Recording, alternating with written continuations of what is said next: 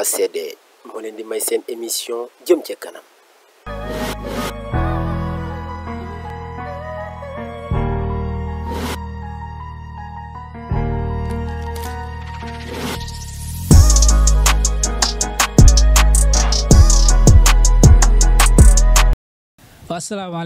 asalaamaaleykum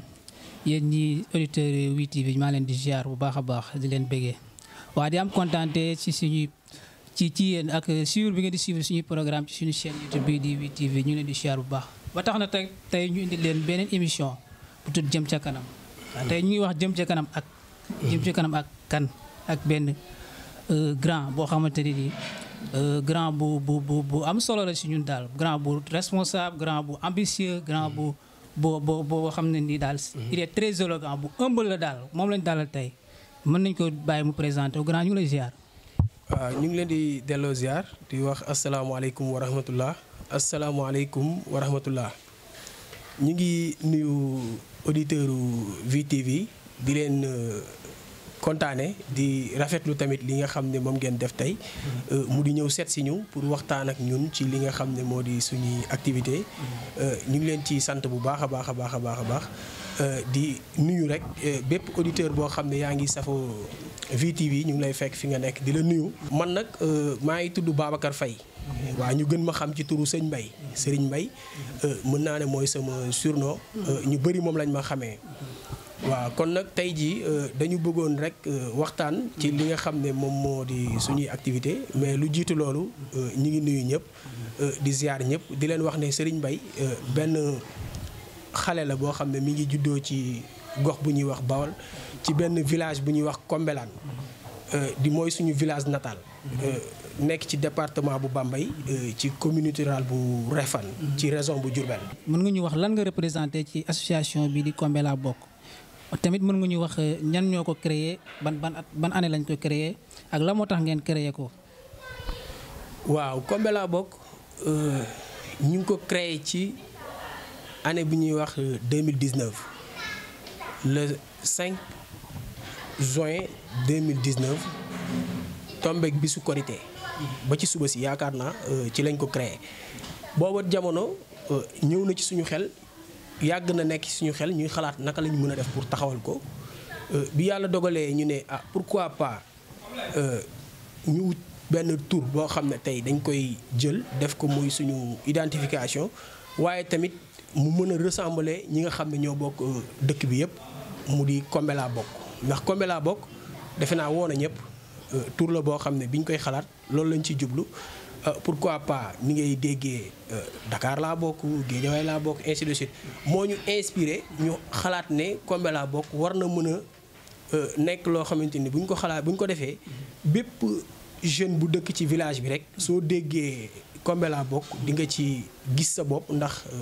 tur bi woo na la tur bi boole na la ci. bi ñu ko xalaatee aussi ñu waxtaan ci ak ñaari nit ñoo xam ne ay nit ñu engagé lañ ay nit ñu am ambition lañ. ñu ne léegi naka la ñuy mën a def pour taxawal ko ñu jéem a def ay effort def ay jéego ba nga xam ne daal mat nañu juróom-ñaari nit ñu ne nag kon jot na pour ñu taxawal li nga xamante moo di Kombela bokk maanaam daal pour résumer juróom-ñaari nit la ñu woon bi ñu koy samp mu tombeek 2019 du 5 juillet 2019 ci la ñu créé Kombela bokk mu doon juróom-ñaari nit yoo xam ne ñoom ñoo ko taxawal voilà. waaw comme rappelé nga ñu historique Kombela bokk bi ñan ñoo ko créé ak kan lañ ko créé léegi mën nga ñu ñëwal ci règlement association bi parce que association boo gis tamit day am ay règlement te yaakaar naa ne règlement yi mooy nekk li nga xam ne ni moom mooy tënk membre yi nga xam ne ñoom ñoo nekk ci association bi. waaw règlement yi nga xam ne moo tënk wala bokk moom mooy ŋànk Kombela bokk nga xam ne képp koo xam ne pare nga pour bokk ak ñun liggéey bi moom moo lay xaar règlement yooyu bi ci njëkk moo di pour nga mën a nekk membre pour bokk ci Kombela bokk faw nga am carte de membre boobu moom moo lay boole ci Kombela bokk ñu ngi koy jaay yaakaar naa ne place yi ñu koy jaayee képp koo xam ne def nga ay investigation wala nga jël décision pour bokk ci groupe bi soo ñëwee dinañ la wax fan ngay mën a dem pour am ci carte yooyu ñu ngi koy jaayee 2000 francs moom moo lay boole ci Kombela bokk. ginnaaw boo ci bokkee ba pare itam di nga ci fekk ay règlement yoo xamante ne nii lu demee ni wàllu cotisation par fin de mois nga xam ne weer wu dee kenn ku nekk da ngay joxe 1000 francs membre bu nekk day joxe 1000 francs li commencé ci kaw ba ci suuf loolu bokk na ci règlement yoo xam ne ku bëgg a ànd ak ñun faaw nga respecté ko. beneen bi ci des mooy dañuy faral di daje di waxtaan di def ay assemblée générale chaque 6 mois waaw 6 mois bu nekk dañuy daje xool ñun fi ñu jóge fi ñu toll ak fi ñu jëm bépp membre tamit boo xam ne bokk nga ci groupe bi règlement bi daf lay obligé ngay ñëw di fekkee ces réunions yooyu nga respecté ko mooy tax ëllëg boo nee ci biir Kombela bokk kenn du ko werante ndax itam nit ki pour nga mën a am li nga bëgg ci li nga nekk faaw nga def ci li nga war a def ndax dañu ne balaa ngay kaas sa droit aussi faaw nga def sa devoir d'abord. kon boo remplir loolu nga xam ne moo di condition yooyu. nekk nga membre boo xam ne kenn ëppaleetu la dara ci biir Kombela bokk. mandat bi tamit bëggoon naa xam tamit est-ce que bokk na ci règlement yi nga xam ne ni tënkoon ngeen ko bi ngeen teg règlement intérieur association bi par exemple ñu ne président bi 2 ans lañ koy élire wala 3 ans wala 3 ans itam bu ñu ko dee élire c'est renouvelable wala c'est pas renouvelable tamit bëgg nañu xam loolu nga leeral du ci. waaw règlement bi mi ngi ci biir soo xoolee lu aju ci président bi maanaam daal bépp mbir boo xam ne mi ngi nekk ci bureau bi par exemple nga ne président bi secrétaire général bi trésorier bi ak ñi ci commissaire aux comptes yi ba ci porte-parole yi demee noonu kenn ku ci nekk. règlement bi mi ngi lay wax ne mun nga ko nekk ren mais comme si que mun nga ko bañ a nekk déwén ndax jamono bu nekk ñi ngi xool bu fekkente ne yow li ñuy nga xam ne moom lañ la jox mun nga ko doxal ñu bàyyi la nga doxal ko bu fekkente ne nii gis nañu ne li ñu la jox munoo ko doxal dañuy daal di woote réunion daar su boobaa ñu xool naka lañ lay mën a changer pour teg fi keneen maanaam daal Kombela bokk amul xaaj ak seen ñëpp ñoo ci yem même point d'égalité kii doog a dugg si ak ki nga xam ne moo am initiative bi yëpp ñoo ci bokk yem li ñu bëgg rek mooy ku def différence képp koo xam ne fi ñu la teg gis nañu ne mënoo ko doxal wala na nga xam ne noonu nga ko war a doxale woo ko noonu association bi tënk na ay règlement yoo xamante ne nii mën nañu la changer te du am benn problème waaw loolu la noonu la demee waaw mais est-ce que tamit boo ko tegee ci cadre bu président bi doxalee rek ñu bàyyi ko fi est-ce que tamit du xaw a doy waar parce que tamit Macky Sall bu ñu ko falee tamit mi ngi doxal mais à chaque fois ñu ngi xool ci domaine de démocratie pour jëlee ko fi wala du genre est-ce que tamit amul loolu tamit sóoraale woo leen ko. waaw xam nga loo gis lu nekk rek li koy tekki maanaam li nga xam ne moo koy appliquer moo di majorité. xam nga majorité maanaam day loo xamante ne nii ànd boo gis ci àdduna moo koy doxal tey jii man en tant que président defuma ko sama bopp ay nit ñoo ma ko def tey bu ñu toogee ne maa ngi doxal. mais gis nañ koo xam ne moo ma dàq doxal wala boog ñu ne ñun kat tey jii bëgg nañ koo xam ne peut-être xaw naa ëpp niveau jàng président bi ñu am su boobaa dañ koy voté waaw dañ koy voté su fekkee groupe bi daje nañ dañuy xool ñi nga xamante ne nii ñoom ñoo seq GIE bi yëpp ñu ne lii lañ bëggoon te bu boobaa dañ koy xool ci majorité ñu ëpp la ñu d'accord ci loolu la ñuy dem su fekkee dañoo gis ne ñu jële ma fi teg keneen moom mooy li nga xam ne moom la majorité bi wax loolu la ñuy def bu fekkente ne ni aussi gis nañ ne ñu ma bàyyi continuer toftal koo xam ne rôle boobu nga xam ne xëy na peut-être moo di jàng ak yu ci aju am na ko mën a def ñu toftal ko sama ginnaaw tamit su boobaa mën nañ ko def yaakaar naa loolu moom amul benn jafe-jafe ndax heure bu ñu dajee rek réunion assemblée générale point yëpp la ñuy souligner suñu gisee ne bii mi ngi dox bon ça va suñu gisee ne am na ay réglages yoo xamante ni war na feeñ ci suñu digganteeg liggéey bi tamit bu boobaa dañ koy jubbanti ba mu jub. beneen bi tamit moom mooy xam nga président tamit dafa war a am bilan. am parcours am jaar-jaar. parce que duñ la fal tamit nga toog rek ne maay président bi nangam sangam war nga am ay résultats yooyu wane. mën nga ñu wax tamit sa bilan lan nga réaliser góor. waaw alhamdulilah rabbil alamin ñu ngi sant yàlla ci côté boobu ndax wax dëgg yàlla bilan bi mën nañ koo wax loo xam ne réaliser nañ ko ci jamono ji ñu nekkee président donte yàggul mais nit mën na ci teg bëtam ndax la ñu tax a jóg mu di développer suñu village boo fa demee tey boo ne yan jéego la fi Kombela Bokk def yaakaar naa xale bi gën a tuuti mën na la ko wax. bi ci njëkk moo di li nga xam ne ci maam ya ba tey ma nga fa ñu ngi koy jéem muy mu di suñu armeel yi ñu séq ñu bëggoon ko clôturer mu jafe lool suñu borom dimbali nañu ba biñ ko tàmbalee Kombela Bokk def na ci jéego boo xamante ne nii kenn dootu ko làmbatu kenn dootu ko werante ñëpp xam nañ ko. beneen bi ci des moo di ay aide sociale yoo xamante ni dafay dellusiwaat ci suñu biir am na fa yoo xamante ne nii def nañ ko ñëpp teg nañ seen bët ndax ci biir membre yi am na fi ñoo xam ne xëy na jamono seen côté xaw na am jafe-jafe. am na fa suñu ay dëkkandoo yoo xam ne yàlla nattu woon na leen dem ci wàllu lakkale yu demee noonu groupe bi boole nañu seen alal boole seen xalaat jàppale leen ak yeneen i mbir yoo xam ne lu demee ni wàllu tawat ak yu demee noonu groupe bi jóg na yëkkati ay moyens def ko ci ba li nga xamante ne ni moom lañ ci doon sàkk suñu borom dogal na ca la gën yaakaar naa ne loolu moom nekk na loo xamante ni ñu ngi ci sant yàlla. bilan bi daal pour tënk bari na fa loo xamante ne nii GIE bi def na ko fa lu demee ni wàllu armée yi. lu demee ni ay aide sociale entre dëkkandoo. ak yeneen yoo xamante ne nii xëy na c'est privé loolu mooy li nga xam ne moo di bilan bi. waaw mën ñu xam tamit budget bi est-ce que mi ngi yokk depuis nga ne président wala budget bi mi ngi wàññeeku ak tamit membres yi naka la ñu toll woon est-ce que tamit adhération bi mi ngi am doole wala mi ngi wàññeeku. waaw ma boole ñaari points yi budget bi ak nombre de personnes yi wala même question la. waaw léegi foofu mën naa la ne wax dëgg yàlla ñu ngi yokk bu baax. nit ñi ñu ngi yokk bu baax ndax bi ñuy doog a door xawoon na jafe ndax explication bi ak message bi xawoon na jafe ci ñun pour ñu jàllale ko ci ñëpp. mais yàlla mi ngi ñu dimbali ba fi mu nekk nii ñu bëri ñu ngi comprendre. ndax wax naa la ko sànq bi ñuy doog a tàmbali juróom-ñaari nit la ñu woon mais tey jii suñu assemblée générale bi ñu mujj a def bi ñu xoolee suñu fichier yaakaar naa yegg nañ ci 68 personnes kon yaakaar naa loolu avancement la te ñu ngi ñaan yàlla ci kanam fii ak daje bii di ñëw incha allah rabbi wala bi ci topp ñu am téeméeri nit jëm kaw muy loo xamante ne nii suñu fierté lay doon muy loo xamante ne nii avancement bu am solo la. bu dee ci wàllu budget bi aussi wax dëgg yàlla du ma ne am nañu xaalis waaye ñàkkuñu xaalis ndax wax dëgg yàlla am na lu ñu yor loo xamante ne nii lépp lu GIE bëgg a def dinañ ci def suñu jéego ba ku ñuy dimbali it boo ñëwee di nga xam ne am na loo xamante ni def nañ ko ci. waaw actuellement daal ñu ngi sant yàlla. am na wax association wax ay problème association yi moom dañuy bëri ay problème soit mu lié ci membre yi wala mu lié ci seen côté finance wala mu lié ci yoo xam ne dañ ko bëgg a def te duñ ko mën a def est-ce que tamit doo ci rencontrer ay problème yoo xamante ni mën nga ñu ko soulever. waaw loolu dafay dellusiwaat ci rek ci li nga doon wax sànq ci question bi nga xam ne defe naa jàlloon na fi mu di des fois ngay am ndax doo am ay jafe-jafe ak membres yi nga xam ne ñoo bokk ci groupe bi am déet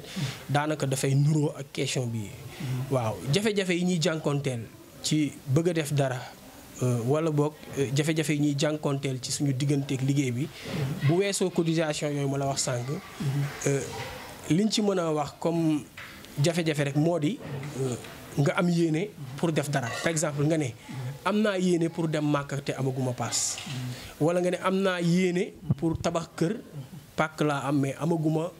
la koy tabax yaakaar naa foofu la tolloogum problème yi bëri na bëriwul li tax problème yi bëriwul mooy ñun dañoo yemale suñu bëgg-bëgg ci ni nga xam ne noonu la suñu moyen toll waaye it am nañu yéene bu yaatu boo xamante ne nii toll na ci bu ñu sañoon lépp lu village di am wala lépp lu dëkk di am ba ci Dakar ni mu mel bu ñu sañoon tey ñu defal ko suñu dëkk bi ñu dëkk fekk fa baax yaakaar naa loolu rek mooy suñu problème suñu sañoon daal lépp lu suñu village soxla ñu defaral ko loolu te incha allah rabbi mi ngi ñëw ci kanam ci kàttanu yàlla ak mbaaxam lépp dina ñëw incha allah. ndaw ñi nga xam ne ñu ngi bëgg a ñëw te xamuñu fi ñu jaar est-ce que tamit ñooñu yéen a ngi leen di orienter pour que seen ñëw yomb tamit bu ñëwee tamit duñu am benn problème. waaw foofu dinaa ci leeral tuuti. lu jëm ci wàllu ki bëgg a ñëw te toll ci ndaw di doog a dugg ci buntu àdduna bokkul ak ki nga xam ne aussi parce que il faut dire la vérité. Kombela Bokk bi xaw na durer. mën naa ne bientôt ñu dugg suñu 3e année wala 4e année bi ñu lancé message bi yàgg na te yaakaar naa ne bépp jeune bu yeewoo ci dëkk boobu di Kombelane kenn dootu la présenté GIE Kombela Bokk yëg nga ko nga ñëw ànd ak ñun moo ci nekk wala nga bañ a ànd ak ñun ki nga xam ne yàlla dafa dogal moom mu dégg ne Kombela Bokk bi mouvement la boo xam ne ay ndaw ñoo ko taxawal dëkk ci dëkk bi pour développer village bi moom mu njort na lii ci échec lay mujj wala mu njort na lii kat dañuy jéem mais dañuy sonn rek mais du dem wala bokk mu nekk ni koo xam ne aussi mi ngi yàkkamti suñu defet ba nanguwul ànd ak ñun liggéey kooku bu ñu demee ba rawee ko temps boo xamante ne ni dafay xaw a yàgg bu ñëwee am na ay charte yu ñu teg yoo xamante ni moo koy xaar bokkul ak ki nga xam ne xale la mi ngi toll ci à l'âge de 16 ans wala yu demee wala toll ci élève jàng ak yooyu kooku bu duggee ci buntu àddina ñëw buy doog a dugg ci buntu àddina du moins bëgg a ñëw ànd ak groupe bi kooku mën nañ ko yombalal ci kaw moom day adhérer directement rek jënd loolu ñuy wax carte de membre def ay cotisation comme ni mu waree bu ko defee day ànd ak groupe bi rek dem incha allah bokkul ak ki nga xam ne aussi moom mi ngi fetteerlu mi ngi gis ñi góorgóorlu mu war ci jàpp ci wala mu am ci part de responsabilité boo xamante ne ni moom la war a taxawee te taxe mu sàggane ko ëllëg bu demee ba retrouvé wu wala bu demee ba gis ne lii kat wax dëgg yàlla sama ngor mayetuma ma koy seetaan xaaral ma dab gaa yi bu ñëpp dawee jëm Colobane nga toog di leen déglu ba nga dégg ne ñu ngi marché HLM boo leen bëggee dab faaw nga xëlu soo xëluwul doo leen dab noonu laa la ko mën a misaale kon ñi ngi wax ne rek noonu la demee képp koo xam ne pare nga pour ñëw ñu ngi lay woo boo bëggee ànd ak ñun ci groupe bi incha allah rabbi ñu ngi lay xaar. mais est-ce que amu leen problème ak ñi nga xam ne dañu adhéré ba pare déjà seen xaalis dugg na ci biir te tamit mënatuñu continuer déjà am nañ fa cotisation boo xamante ni peut-être cotisé nañ benn 6 mois cotisé wuñu li ci des 1 an bi cotisé wuñu ko yéegi nan ngeen def ak ñooñu nga xam ne mataluñu nan ngeen def ak ñoom yan sanction ngeen di teg seen kaw wala tey leen di comprendre bàyyi leen tamit ñu continuer na ci biir groupe bi ba tey. waaw foofu tamit li ma la ciy wax mooy lu mu mënti doon rek da ngay xool lan moo ko sabab ki nga xam ne dafa ñëw jënd carte de membre commencé di cotiser ba jamono ñëw mu am jafe-jafe cotiser tul wala mu am retard dañuy def constat xool lan moo ko waral ndax moom dafa bëgg a bàyyi démissionner wala ndax moom la neex kese mu bañ a parce que tamit c'est nous dans nous xamante nañ ñoo bokk benn village tey jii ki nga xam ne dafa toog bañ a cotiser c'est parce que jamono moo ko jàpp du ump ñëpp faaw am ku comprendre ne saa waay kat xëy na jafe-jafe moo ko jàpp mais jàmbaar la bokkul ak ki nga xam ne dafa dem ba ci biir gis nga ne kii dafa pare pour bàyyi wala kii moom la neex pour mu def recul bi stand by pour bañ a tee cotiser loolu yëpp dañ koy seet buñ ko seetee ba gis ne yow mii jafe-jafe moo la jàpp ba taxawaay ba nga amoon démb ak barki démb tey defoo ko am na lu ñuy tuddee moratoire dañ lay comprendre bis boo amee loo dugal nga koy dugal ba keroog muy mat te du tee position bi nga amoon ci groupe bi moom ngay continuer di ko am ki nga xam ne aussi nag dafa def lu ko neex ba jëmmi jamono mu ñëw bëgg a kiiwaat dafay remplir li nga xam ne moom la tardé yëpp da koy rembourser su boobaa mu mën a bokk àndaat ak ñun liggéey bi. beneen bi ñu mooy projet yi mën nañ ñëw ci projet yi nga xam ne président bi mëbët na ko wala association bi bokk nañ ko mëbët yan la. projet yi bëri na franchement projet yi bu ñu ko doon lim tey du fi jógee ndax fa ñu dëkk xëy na du ñàkk xam ngeen ko dem fa yombul dund ba fa suñu mbokk yi di dund ak suñu parents yi suñu njaboot yi yombul donte sax yàlla ak ñuy dimbali mu ngi tane par rapport ak bu njëkk mais bu ñu sañoon mu mel ni Dakar comme ni ma ko waxee léegi bu ñu sañoon mu mel ni Dakar lépp lu ñuy wut si fii ñu am ko foofu ba dootuñu fi ñëw wala boog bu ñu fi ñëwee dañ fi am soxla rek dox ko delluwaat. loolu su fekkee bëgg nañ mu am ci village boobu lay dajee maanaam lay war a dajee loo ba tax loolu mën a am du nekk projet bu ndaw du nekk projet benn wala ñaar wala ñett projet yu bari la. kon projet yi nga xamante ne mi ngi suñuy kanam bari na trop. mëbët nañu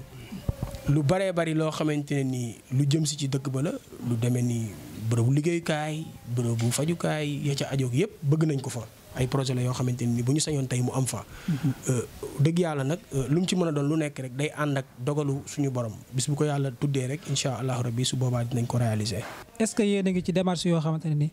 ci la leen mën a lié ak autorités yi pour que ñu mën leen dimbali ci projet yooyu ngeen tudd. waaw autorités yi bu ma ko déggee dafay mel ni comme da nga ne lu jëm ci wàllu état ak yi ci aju. finance mairie yi ainsi de suite. waaw ñun nag yàlla dafa dogal franchement parler politique taxuñu jóg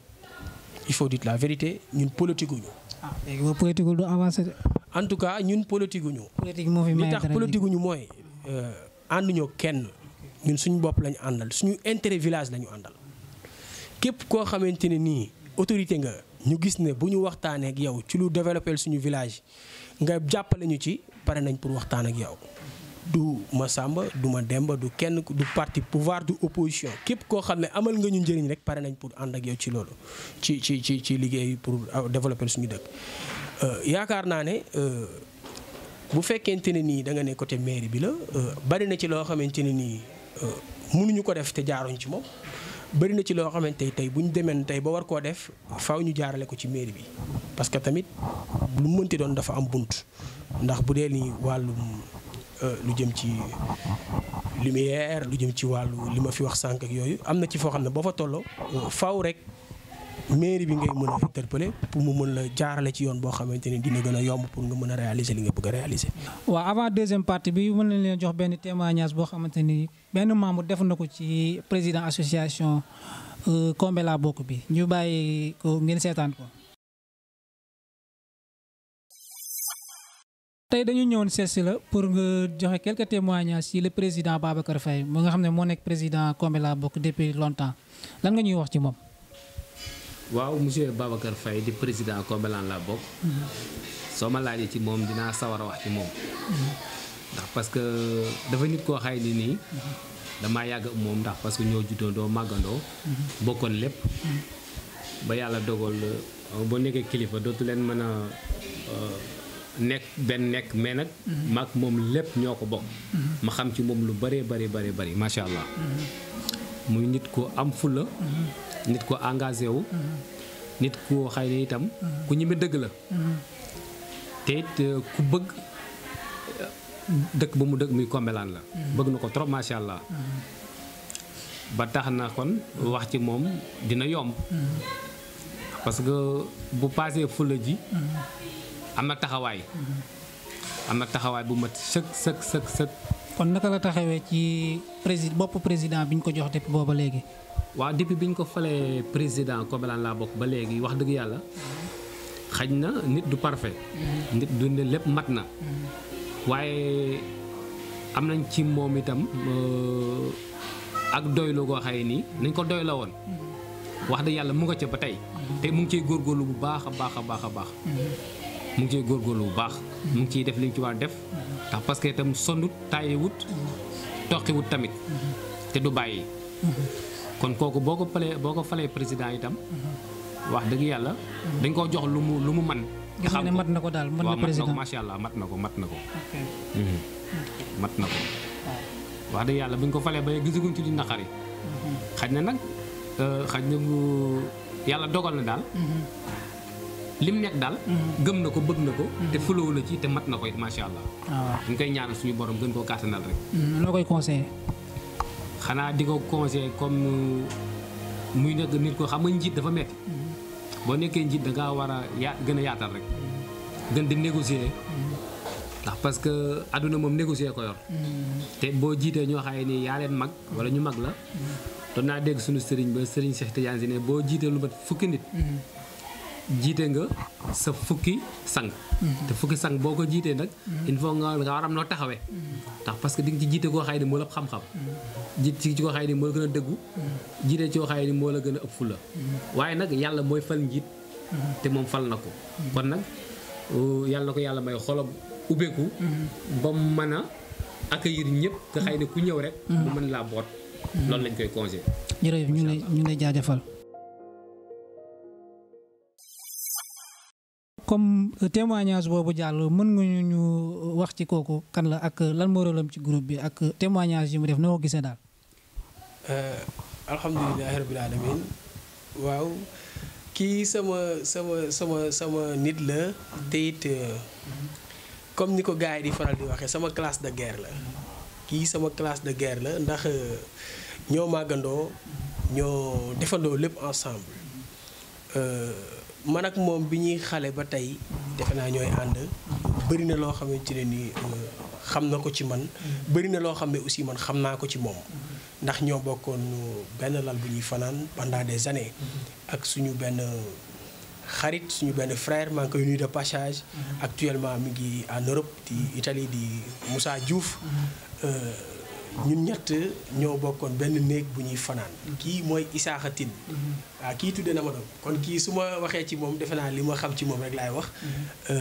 li nga xam ne moom la ñu séq nag ginnaaw relation bu yàgg boobu nga xam ne depuis temps xale la. day ñëwaat nag ci relation bi ñu séq mu di Combela Bokk kooku beneen anam la. moom mu nekk commissaire au compte bi nga xam ne lépp loo xam ne mi ngi jàll ci Combela Bokk lu jëm ci wàllu xaalis ak yi ci ajoo compte beeg yooyu moom moo koy vérifier moom moo koy contrôler. xam nañu ci moom ak dëggu xam nañu ci moom tamit ak farlu goo xam ne chaque fin de mois lépp loo xamante ne ni jàll na ci groupe bi mu di ay cotisation bañ dugal ko ci compte banque bi dina ko résumer def ko ci kayit envoyé ma ko ñu waxtaan ci ba lépp loo xamante ni war na ci leer ñu leeral ko ba mu mat sëkk. kon kii li mu wax ci man xëy na peut-être da ngeen ko bett sax mais bëri na lu mu waroon développer loo xamante ne nii xëy na mënoon na gën a yaatu sama diggante ak moom. kon ñu ngi koy ñaanal aussi moom foofu mu nekk mu gën a góorgóorlu aussi di ko wax ne li mu wax ci ñun ci moom la nekk. ci groupe bi yëpp la nekk keneen koo seeti woon tamit ci groupe bi taxawaay boobu mu am moom lay am man it li ma wax ci moom tey boo ma waroon beneen image bu dul moom tamit loolu laay wax ci moom parce que ñun ñëpp ñoo bokk lu ñu gëm ñun ñëpp ñoo bokk lu ñu bëgg kon mi ngi noonu ñu ngi leen di jaajëfal di remercier groupe bi yëpp di wax ne ñëpp amoon nañ yéene teew fi tey ndax jaral na leen ko te Combela Bokk jaral na leen ko teewal nañu fi ñëpp secrétaire général trésorier porte-parole ba ci suñu mag yi suñu comité charge bi nga xam ne moo di suñu mag yi suñu nijaay yi nekk ci groupe bi nga xam ne wax dëgg yàlla jamono bu nekk ñu ngi ñuy conseiller di ñu orienter ñu ngi leen di nuyu de passage di leen jaajëfal di wax ne gis nañ taxawaay bi rafet na lépp yemb na kon ñu ngi leen di ñaanal bonne continuation li ñu yéene village bi yëpp yal na ko yàlla mottali ci daraja yonent bi ci barke mag ñu baax ñi nga xam ne ñoo nekk ci village bi. kon ñu ñëwaat ci deuxième partie bi rek comme wax nañ ci problème yi wax ci projet yi tamit mën nañ ñëw ci partenariat yi nga xam ne Combela Bokk am na ko ak bonne volonté yi ak autorité yi nga xamante ni mën ngeen am ak ñoom ay relation pour que gën a jëmale seen association bi kanam. foofu dañuy profito di jiital ci loolu suñu kilifa di suñu papa di suñu maam di suñu baay di suñu chef de village mu di Baye Modou Faye yaakaar naa ne bu ñu doon wax partenaire mooy suñu premier partenaire. waaw kon mën naa ne moom moo di suñu premier partenaire ndax comme ni ma ko waxee sànq rek lépp loo xam ne village bi am na ko ci loxoom la ko suñu borom jaarale lu demee ni forage bi lu demee ni école yi nga xamante ne nii foofu la ñuy jàngee ak yeneen yoo xamante ne nii xëy na peut-être mu ngi doon ay ndimbal di ñëw di dugg ci biir kër yi nga xam ne man tey mënuma ko lijjanti bépp jeune bu fay yeewoo tamit mën naa ne néew nga doole pour ci lijjanti loolu moom moo ñu koy doxal moom mooy suñu kanam mooy suñu ginnaaw. weesoo loolu itam ñu ñëw ci maire bi nga xam ne mooy maire commune bi aussi faw aussi tamit ñu remercier ko faw tamit ñu jaajëfal ko ci taxawaayam. ndax li tax ñu koy remercier su ma juumul maa ngi dégg ci fan yi ci ginnaaw ay projet yoo xam ne ñu ngi ko fay indi ci village ba. fas yéene ko faa installé yaakaar naa loolu ci moom la ko yàlla jaarale ci nguuram wala boog ci période bi nga xam ne ni moo di mandat am kon maire boobu aussi ñu ngi koy remercier ñu ngi ñaan tamit li nga xam ne moom la yéene commune bi suñu borom mottali ko. waaw ginnaaw ci partenariat ngay tudd maa ngi dégg ngay wax waxeeru affaire mairie boobu te temps yi la doon na wax ci benn projet bu ñuy wax usine laitière foofu ci tund Bawal bi est-ce que waxtaan ngeen cee moom ak wala sollicité na leen ci cadre boobu noonu pour nga ngeen mën ci jàpp ak yooyu. waaw comme mooy li ma wax sànq rek defe naa bu fekkee yaa ngi déglu sànq rek maa ngi ciy wax lu mel noonu nee naa la suñu borom dogal nañu daje man ak moom matagul une semaine lu demee ni wàllu usine boobu ngay wax nga xam ne dafay transformer meew pour bépp jeune wala boog bépp nit bu dëkk ci gox boobu nga mën cee jëriñu usine boobu yëg nañu ko. xamal nañu aussi ne ñi na ko moom ñun ñi di waa Kombe ak beneen village bu nekk à côté bu ñuy wax Ngangunay kon yaakaar naa ne moom mi ngi góorgóorlu pour jàppale ñu ñun tamit pare nañ pour lépp loo xamante ne suñu taxawaay la ci projet boobu rek ñu taxawee ko ba mu mat sëkk ndax ñun la ko defal ñun ñoo koy jëriñoo suñu njëriñ la suñuy njaboot suñuy waajur ak ñi nga xam ne ñoom ñoo nekk ci jeune ci dëkk ba xanaa kay di profito di lancer appel bépp jeune boo xam ne yaa ngi fay yeewoo nga jël sa ay matuwaay ba ëllëg ki si biir buñ la soxlaa lu jëm ci wàllu liggéey moo xam ay kayit yoo war a wut nga góorgóorlu ci ba doo am benn retard boo xamante ni dina ko am ndax du ñàkk ku ne xam na ne usine dina soxla ouvrier dina soxla chauffeur dina soxla leneen ak leneen technicien ak yooyu su boobaa it képp koo xam ne opté nga benn métier nga góorgóorlu ca ba buñ la woowee ne la lii lañ la bëggoon a jox wala lii la ñu lancé pour ku ko mën a def nga mën a taxaw pour fekk yow remplir nga li nga xamante moo di say condition kon ñu ngi wax ne bépp jeune boo xam ne yaa ngi dëkk ci village boobu ñu ngi lay bàyyiloo xel projet boobu. ñu ngi xaar tamit yeneen partenaires yoo xam ne mën na jóge fu nekk ci àdduna parce que ñun tëjaluñu kenn suñu bunt ñu ngi tàllal loxo ñëpp képp koo xam ne pare nga pour ñëw dimbali ñu suñu village bi rek soo ñu woowee dinañ la wuy si. waaye boo ñëwee tamit dinañ la recevoir ba lépp loo xam ne yaa ñu koy indil ñu mën koo jëfandikoo ba kenn ku nekk gis ci boppam. waaw yaakaar naa ne question yi vraiment réponse yi leer na macha allah waa 8TV ñu ngi lay jaajëfal ci question yu leer yi ñu apporter waaw beneen bi mooy sa mot de la fin. waaw sama dernier kàddu day dellusiwaat rek ci gën a ñaax ndaw ñi surtout ñi nga xam ne ñoo bokk benn dëkk. ñoo bokk benn village mu di Kombela bokk di suñu village natal di suñu fierté maa ngi leen di ñaax bu baax a baax di leen wax ne dëkk bu mu mën a doon rek gox bu mu mën a doon rek pour mu développer rek ci ndaw ñi lay basé wu ci ndaw ñi la aju ndax ndaw mooy mujjee ëllëg lépp lu mu mën a doon kon ñu préparé wu respecter suñu ay études gën a jàng gën a xam ne àdduna bi foofu la toll ba lépp loo xamante ne nii rek yaa ngi koy am wala lépp loo xam ne mi ngi ñëw ci yow rek nga xam naka nga koy mën a recevoir ak naka nga koy mën a gérer. ndax itam dinaay dégg ci waykat bi mu naan boo amee te xamuloo ki xam jóge ci àll bu ñëw jëriñoo la foofu li ma bëgg a wax mooy lii nga xam ne yàlla dogal na mu di usine bii ñu proposé wala boog bi nga xam ne am nañ yaakaar pour jot ci maa ngi ñaan bépp ndaw boo xamante ne nii yàlla dogal na usine boobu ñu taxawal ko li nga xamante ne nii moo di sa taxawaay su fekkente ne nii boo demee gis ci sa bopp nga bañ a am benn complexe nga bañ a am tamit benn sàggante nga dem gis sa bopp ci usine ba liggéey fa di yeewandoo ak sa famille di yeewandoo ak sa njaboot yaakaar naa ne loolu am na solo beneen bi ci des moo di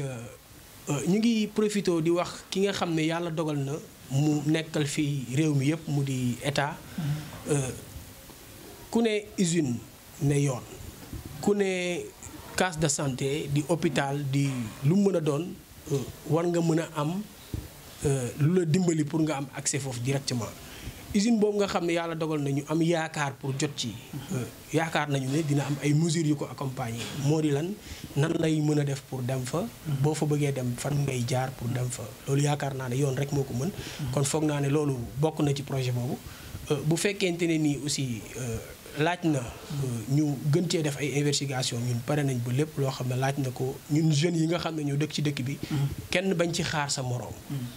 ndax olof day faral di wax naan ànd moom ku yokkul yaa wàññi nit boo nekkee ci dëkk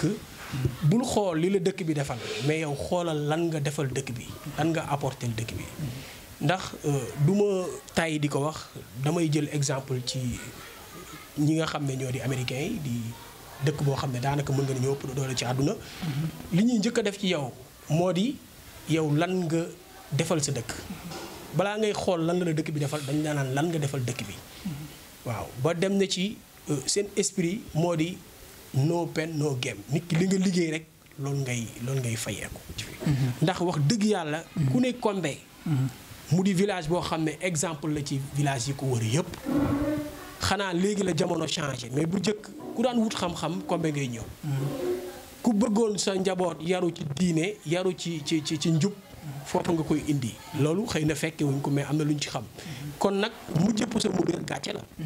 kon ñun ñoo nekk actuellement ci xëy na peut-être côté boobu nan leen góorgóorlu bu loolu weesoo ñu ngi leen di sant bu baax a baax a baax a baax di leen gërëm yéen ñi nga xam ne yéen ñi di waa VTV di moins di rafetlu seen teewaay fii ci kër gi di leen wax ne kontaan nañu trop ci émission bi di leen ñaanal bonne continuation mën ngeen a dem tey ba mel ni TV5 pourquoi pas mën ngeen a dem tey ba mel ni yeneen chaînes yu mag yi ci àdduna kon maa ngi leen di encourager di leen